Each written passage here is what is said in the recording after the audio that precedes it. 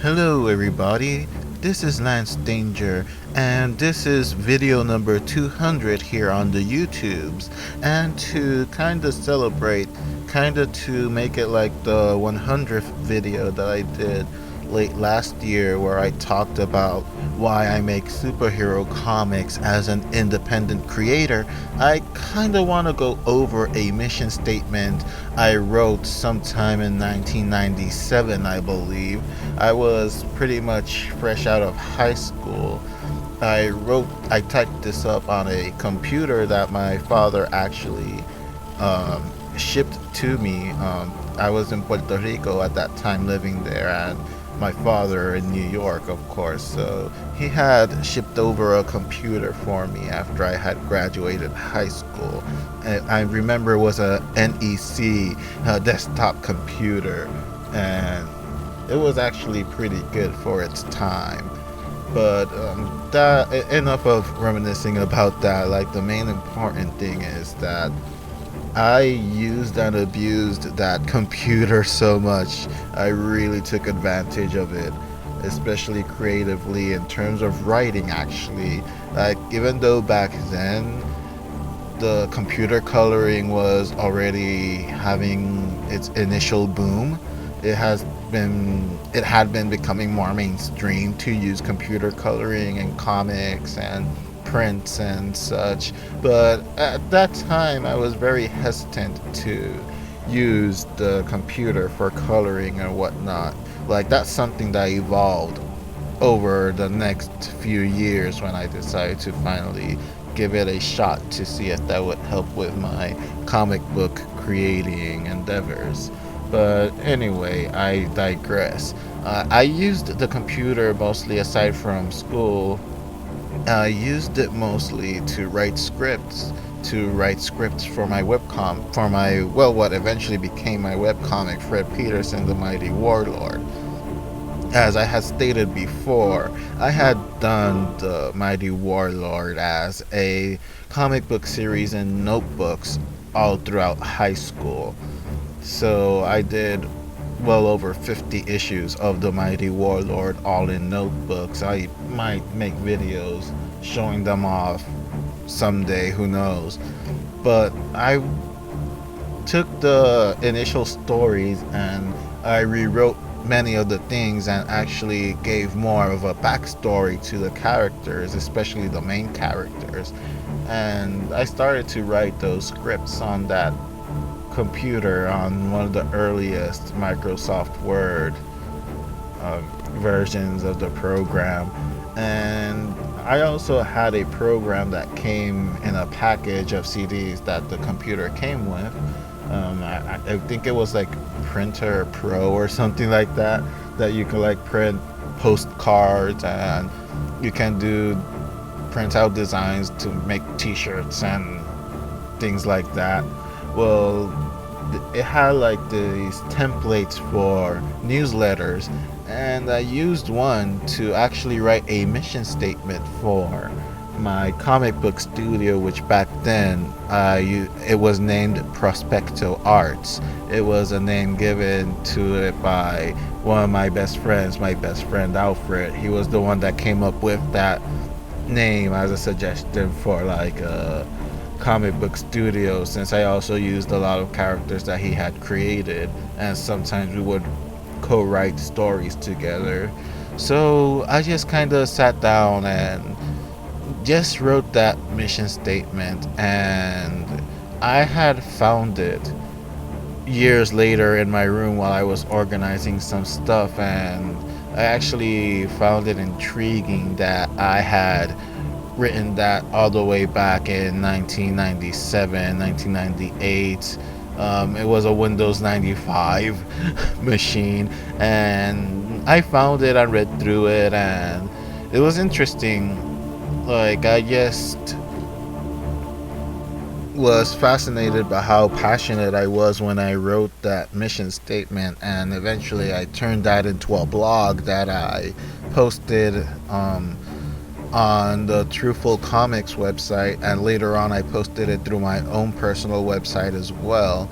And I think as maybe kind of a motivational thing for anyone that may find any value in this mission statement, and I guess in a way to motivate myself as well, to just kind of, kind of remember why I started doing this. I kind of thought it would be nice to make this my 200th video to kind of reminisce on these things that I did. And I'm scrolling right now at the computer screen where I have all of this, and I had 4 key elements in this mission statement, which was commitment, desire, quality, and heart. And I kind of did a bit of an update on that when I posted it on the blog, so that's the version I'm going to talk to you about here relatively briefly, because I don't have the original with me. That one stayed in Puerto Rico after I moved. In fact, I think during a flood or something, a rainstorm, it got destroyed or something. I'm not sure. I think something happened to it. But anyway, I digress. The first point was commitment, and I had put this one first because back then I considered this one to probably be the most difficult one. So I can think it can be true now as well, especially with all the things that has been happening in my personal life, as I've mentioned before in other videos. And we all have lives and people that live in them. And I wrote this when there were many responsibilities in my life, and aside from making the comics, like I was going to school, I was trying to get a part-time job, I was also doing a lot of church activities at the time when I used to go to church as well. So yeah, I had quite a bit of extracurricular activities, to say the least. And let me see, we all have lives and people that live in them, and we have to divide time for family, friends, work, church if you go to any, or practice whatever belief you have. And if you have no kind of belief, I'm sure there are many other responsibilities to keep you occupied. Not only do we have to deal with it, it's important to do so to keep a balance in our lives. If our personal life is not balanced, it can sometimes affect whatever you do in life, not just in comics. And to top it all off, when we do have the time to create, we have to face very stiff competition and a very demanding public. There's nothing wrong with healthy competition, that's always unavoidable, and it's good as long as it doesn't become the only focus to do your creation.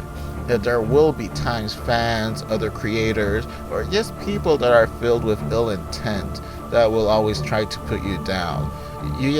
That will try to make you quit, make you doubt yourself more than you already do sometimes, especially if you are your own worst critic, like it's in my case. But always remember something I learned a while back. If you are your own worst critic, you must also be your own greatest fan as well. And constantly remembering why you are committed to this despite the ups and downs. Because this is what you love. This is what you want to do. Whatever reason you have for doing it, for that you have to have commitment with your product, with your readers. You must have commitment with yourself. And if you can't deal with that, like I had written in that printout long ago, then go to bed and read a Disney book with your night lights on. Wow, that was actually pretty harsh, but I guess it's tough love. Point number 2 was desire. This one I will leave pretty much as I originally wrote it. Yes, desire. Desire to see this dream through so bad you can almost taste it. Of course, not to the point of obsession, because as I mentioned before, in life there are many fulfilling things that one should never miss out on. But if the chance is there, leap at it, hold it, do not let it go. I mean, if you never take the risk, how would you know if it would have worked? Remember that desire, that kid in you that always thought, damn, it would be cool to have people reading my stuff, as you hold your copy of insert random comic here. Yeah, that's how I wrote it there. So Yeah, whatever comic you like, whether that be mainstream or indie, I guess. And point number three was quality. This one I modified a bit from what originally I wrote. Many people will have different concepts of what quality is. It's almost like love. You ask 10 different people what their definition of quality is, and you'll likely get 10 different answers. Also, like beauty, quality is in the eye of the beholder in some cases. But one thing is certain, not put out something out there just for the sake of putting something out there. Produce something that we are certain we gave our best, our absolute best out there. That people can tell when you put something half baked out and when you put something out there with pure effort. We have to remember something I learned a while back as well. Every comic or webcomic we produce is going to be somebody's first effort they'll see from us and someone else's last thing they'll see from us. What kind of impression would you like to make in that case? And the fourth and final point was heart. And I left this one mostly intact as well and added a couple of things to make it clearer. I wrote, do everything you do with heart, not just your comic. Everything in life.